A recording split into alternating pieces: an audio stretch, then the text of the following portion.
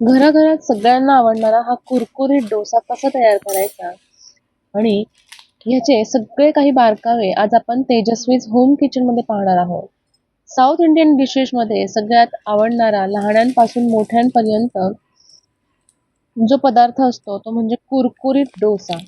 आणि हाच डोसा अगदी कमी सामानात कमी वेळात कसा तयार करायचा हे आज आपण इथे पाहणार आहोत.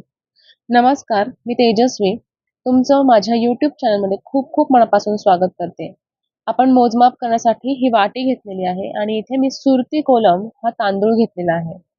हा तांदूळ खूप चांगल्या दर्जाचा आहे आणि तुम्ही इंद्रायणी राईस सोडून इथे कोणत्याही पद्धतीचा राईस वापरू शकता.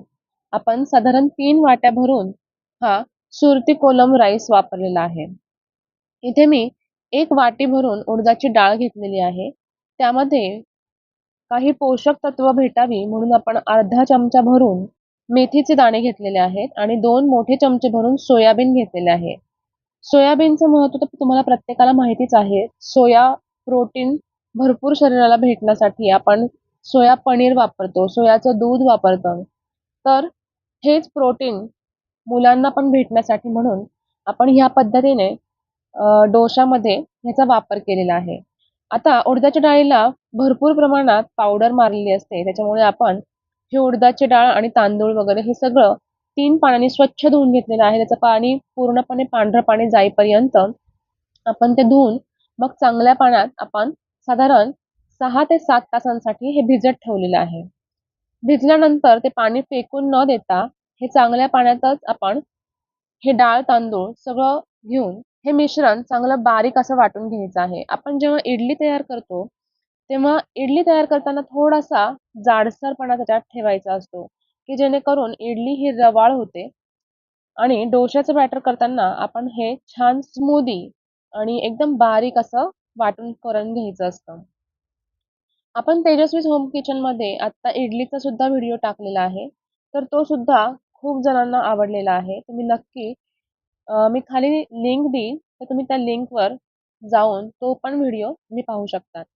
आता आपण हे मिश्रण जे आहे, हे मिक्सरमध्ये बारीक वाटल्यानंतर साधारण अशा पद्धतीचं टेक्स्चर त्याला आलं पाहिजे. तुम्ही पाहू शकता आपण एकदम छान असं पातळ आणि एकदम छान अशा कन्सिस्टन्सीमध्ये हे मिश्रण तयार केलेलं आहे.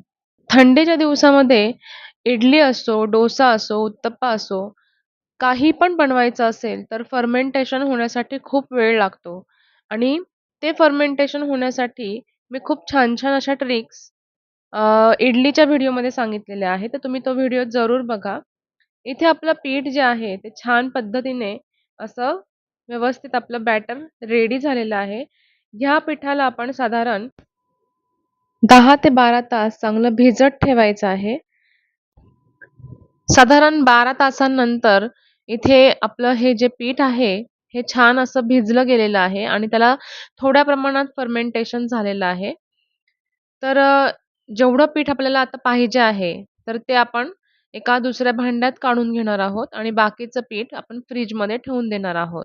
कारण जास्त प्रमाणात फर्मेंटेशन झालं, तर ते पीठ जास्त फुगतं आणि आंबट लागतं. इथे सगळ्यात महत्त्वाची गोष्ट म्हणजे पाहिजे तसं आपण मीठ टाकून घ्यायचं आहे चवीपुरता आणि एक महत्त्वाचा सिक्रेट इन्ग्रीडियंट जो आहे तो म्हणजे साखर. साखर जेव्हा आपण तव्यावर टाकतो तेव्हा साखर कॅरमलाइज्ड होते आणि त्याच्यामुळे त्याचा कलर हा चेंज होतो. तर तेच काम हे आपण जेव्हा डोशामध्ये साखरेचा वापर करतो, तेव्हा डोसा हा एकदम रेस्टॉरंटसारखा त्याला कलर येत असतो. इथे आपण डोसा तव्यावर टाकायच्या आधी चटणी तयार करायला घ्यायची आहे. ओल्या नारळाची चटणी आपण इथे तयार करणार आहोत. ओल्या नारळाची चटणी करण्यासाठी आपण अर्धी वाटी खोबरं घेणार आहोत. हे ओलं नारळ आहे आणि ह्याचे आपण पातळ असे काप करून घेतलेले आहे. ह्यामध्ये छोटी वाटी भरून आपण फुटाण्याच्या डाळ्या टाकणार आहोत. त्यामध्येच 2 ते 3 हिरव्या मिरच्या किंवा लाल मिरच्या, थोडं चवीपुरता मीठ, थोडीशी साखर आणि साधारण 2 चमचे दही घालायचं आहे आणि हे चांगलं मिश्रण मिक्सरमध्ये बारीक वाटून घ्यायचं आणि मग त्यामध्ये आपण मोहरी, जिरे आणि लाल मिरची असेल तर मिरची, तर त्याचा तडका देऊन ही चटणी तयार करायची आहे. ही चटणी टेस्टला खूप छान लागते. बरेच लोकं ह्यामध्ये आल्याचा सुद्धा वापर करतात. पण मिरची आणि आलं एकत्र घातलं तर त्याला एक चरका असा चटणीला येतो. त्यामुळे आपण इथे फक्त मिरचीचा वापर केलेला आहे.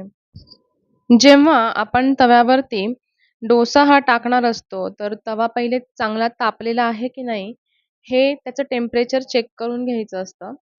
खूप जास्त गरमही नको आणि खूप जास्त कोमटही नको. मीडियम असा तवा चांगला तापला, की त्यावर आपण पाण्याचा चांगला शिपका द्यायचा आणि तेल, पाणी एका वाटीत घेऊन मी कांद्याला थोडंसं असं तेल लावून ते तव्याला पूर्णपणे त्याच्याने पसरवून घेतलेलं आहे. पातळ डोसा तयार करण्यासाठी आपण पळीभरच असं डोशाचं मिश्रण घेतलेलं आहे आणि तेच पहिल्यांदा आपण जेव्हा तव्यावर टाकतो, तेव्हा हलक्या हाताने ते सगळीकडे पातळ लेयर येईपर्यंत अशी छान पसरवून घेतलं आणि नंतर तुम्ही त्यावरती साजूक तूप किंवा तेल किंवा बटर असं टाकून तो चांगला शेकवून घ्यायचा आहे.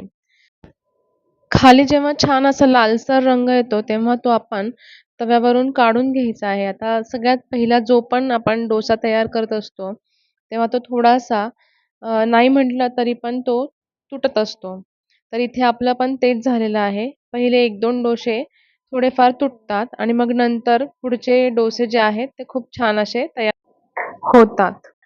आता इथे दुसरा डोसा आपण तव्यावर टाकलेला आहे आणि त्याच पद्धतीने आपण पातळ असा हा डोसा तयार करून घेतलेला आहे.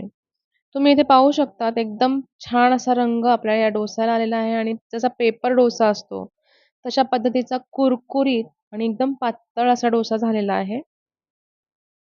रंगसुद्धा ह्याला खूप छान आलेला आहे. जसं रेस्टॉरंट स्टाईल डोसा असतो आणि त्याला कसा परफेक्ट असा रंग येतो, तर तसा चमकदार असा छान रंग आलेला आहे.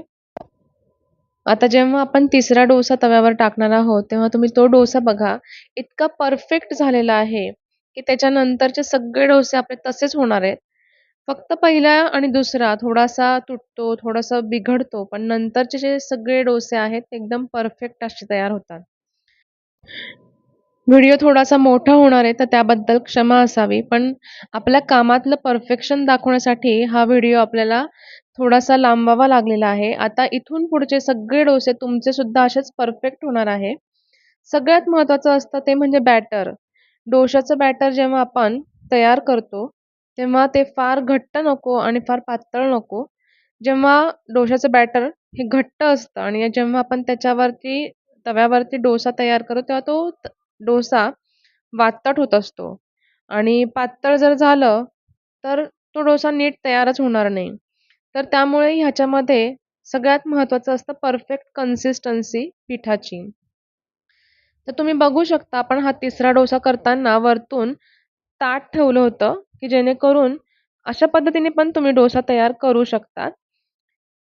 ह्यामध्ये आपलं जे वरचं पीठ आहे, तर हे एकदम पटकन शिजलं जातं आणि इथून आपण जेव्हा तूप टाकलं, तेव्हा सगळ्यात महत्त्वाचं म्हणजे आता हा मोठा आपण टाकलेला आहे डोसा तव्यावर, तर सगळ्या बाजूंनी तो नीट चांगला रंग यावा म्हणून थोडासा इकडे-तिकडे आपण तो फिरवलेला आहे.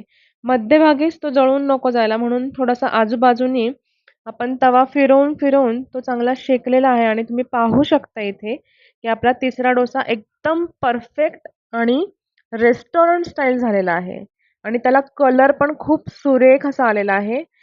असा परफेक्ट डोसा तुम्ही सुद्धा नक्की घरी ट्राय करून बघा आणि व्हिडिओ आवडला असेल तर एक लाईक करा, व्हिडिओ जास्तीत जास्त शेअर करा आणि तेजस्वीज होम किचनला सबस्क्राईब करायला विसरू नका. तसेच जवळ असलेल्या बेल आयकॉनवर क्लिक करा म्हणजे माझे नवीन-नवीन व्हिडिओ तुमच्यापर्यंत नक्कीच पोहोचतील. इथे मस्तपैकी गरमागरम पिवळी आपली बटाट्याची भाजी रेडी झालेली आहे. मस्त बारीक कोथिंबीर चिरून वरती टॉपिंग म्हणून टाकलेलं आहे. छान आता ही भाजी आणि नारळाची चटणी असं घेऊन आपण कुरकुरीत डोशासोबत सर्व्ह केलेलं आहे. तुम्ही हा व्हिडिओ कुठून पाहत आहात हे नक्की मला कमेंट बॉक्समध्ये लिहून सांगा आणि अशा पद्धतीचा डोसा तुम्ही पण नक्की घरी ट्राय करून बघा आणि व्हिडिओ आवडला असेल तर नक्की लाईक करा, शेअर करा आणि चॅनलला सबस्क्राईब करा. धन्यवाद.